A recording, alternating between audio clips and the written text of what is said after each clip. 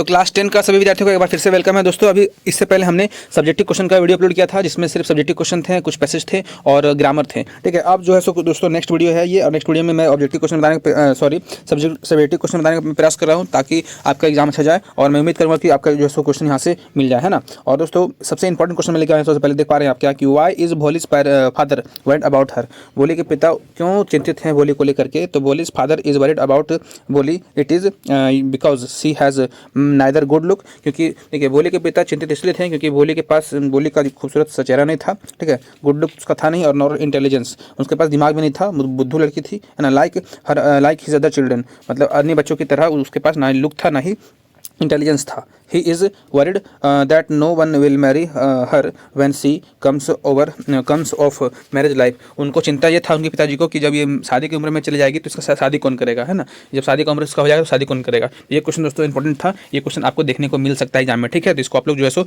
याद कर ले, लिख लें, जिस समझ में आता है वैसे करें, आप लोग इसको रिवाइज कर लें। चलिए नेक्स्ट क्वेश्चन देखते हैं जल्दी जल्दी। नेक्स्ट क्वेश्चन देखते हैं दोस्तों क्या है हमारा। नेक्स्ट क्वेश्चन क्या है कि why does Anne want to keep a diary. Anne एक डायरी क्यों रखना चाहती थी? तो Anne believed that she does not have any close and true friends whom she can क्या है confined it in.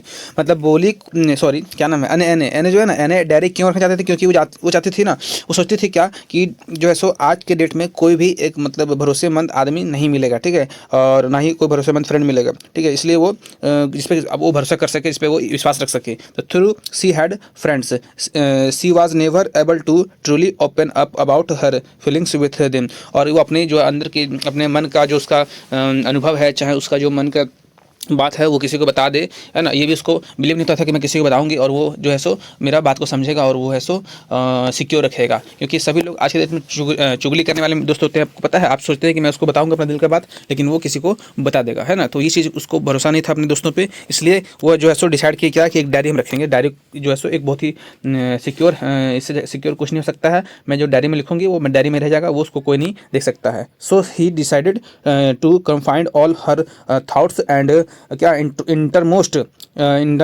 Feelings on to her diary, ठीक है, एंड इंस्टेड, मतलब उसको विश्वास था कि डायरी ही एक ऐसा जो है सो चीज़ है जिसमें मेरा बात, मेरा फीलिंग्स, मेरा थॉट्स जो है सब सिक्योर रहेगा, को इसको जो है सो जान नहीं सकता है। Since she wanted her diary to be her friend, तो उसने अब उसको डायरी को अपने फ्रेंड की तरह समझ लिया। And she even give it a name and called it Kitty, ठीक है। तो उसने क्या किया, डायरी को रखा और डायरी का नाम किटी रख दिया, यानी कि किटी उसकी एक डायरी फ्रेंड थी, है ना। ये आप लोग का बहुत ही इंपॉर्टेंट क्वेश्चन दोस्तों, ठीक है, ये क्वेश्चन आपका आएगा। चलिए नेक्स्ट क्वेश्चन देखते हैं। देखिए एक और इंपॉर्टेंट क्वेश्चन क्या है, give a character sketch of भोली। भोली का कैरेक्टर स्केच बताएं। तो Sulekha was the fourth and the youngest child of Ramlal. Ramlal की चौथी बच्चे के रूप में कौन थे दोस्तों? सुलेखा, है ना। Who was the revenue officer, ठीक है, वो जो है कि एक रेवेन्यू ऑफिसर थी, ठीक है। एंड क्या लिख रहा है कि of the village and she was named Bholi, है ना, as she was considered as क्या है simpleton by everyone, ठीक है। तो सभी लोग उसको भोली कहने लगे थे, उसका नाम जो है भोली पड़ गया था। She was a neglected under confident and क्या है introvert child. She was also fond of her pet cow Lakshmi, ठीक है। बोली जो है सो अपने एक काउ लक्ष्मी के से बहुत ज़्यादा मतलब वो दोस्ती बनाए रखती थी, उसका बहुत ही फेवरेट था उसका काउ, है ना। She was born fair and pretty, वो है सो गोरी और प्रिटी जन्म हुई थी। However she suffered from pox in the her childhood which left marks on her face. तो वो सुंदर तो थी, लेकिन गोरी तो थी, लेकिन दोस्तों उसके चेहरे पे मार्क्स, ये क्या होता है पॉक्स, मतलब जो होता है ना दाना दाना, वो आ गया था और वो काफ़ी ज़्यादा मतलब दिखने में अगली लग रही थी, मतलब भद्दा चेहरा हो गया था उसका।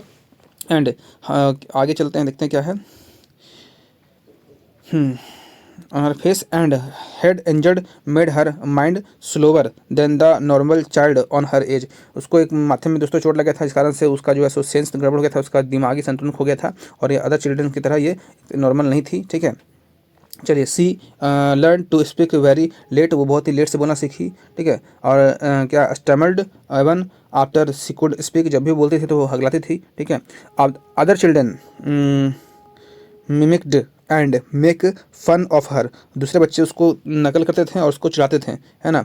On the day of her wedding when Bholi learned that her father had paid a huge amount of dowry, the groom, जब उसको पता चलता है अपने शादी के दिन कि मेरे पिताजी ने बहुत ज़्यादा मात्रा में पैसे खर्च किए हैं और डॉरी मतलब दहेज में खर्च किए हैं पैसे को लेकर के, तो सी पब्लिकली रिफ्यूज टू मैरी, और वो क्या करती है, समाज के सामने शादी को इनकार कर देती है कि मैं शादी नहीं करूँगी। ठीक है, और क्या है दोस्तों,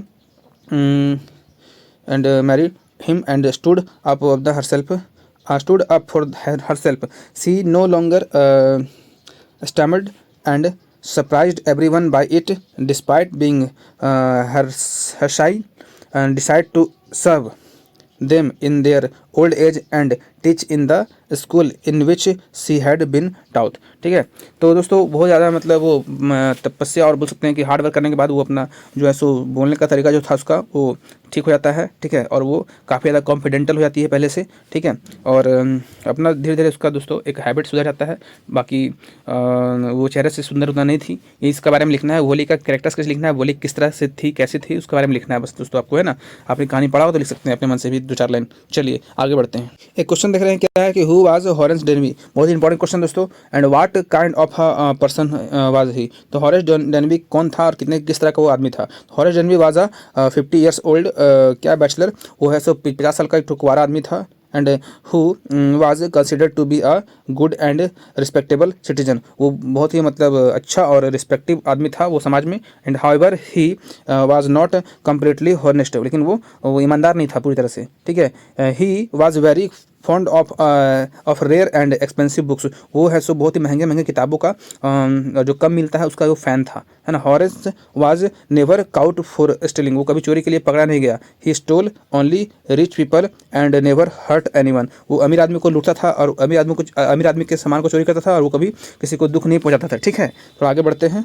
हाँ, and he also never carried a weapon, वो अपने साथ कभी भी हथियार नहीं रखता था। ठीक है, Horace Denby was a good and respectable citizen, वो बहुत ही ईमानदार और बहुत ही मतलब आदरणीय व्यक्ति था। He normally remained hale and क्या hearty except for the attacks of hay fever which is usually had in summer, and but there was another aspect of his personality. Each year he planned the robes carefully and then would still enough to last for 12 months. His passions led him to buy the books secretly through an agent and thus scientific himself. ठीक है दोस्तों, वो मतलब साल में चोरी करता था और वो मतलब दोस्तों काफ़ी बुरा आदमी भी नहीं था वो। ठीक है, वो अमीर आदमी को लूटता था, ये सबको लिखना है। हॉरिजन भी कैसा था उसका एक तरह से कैरेक्टर्स आप लोग देख लिए हैं, आप उसको लिख सकते हैं। ठीक है, चलिए हम लोग देखते हैं नेक्स्ट क्वेश्चन क्या है।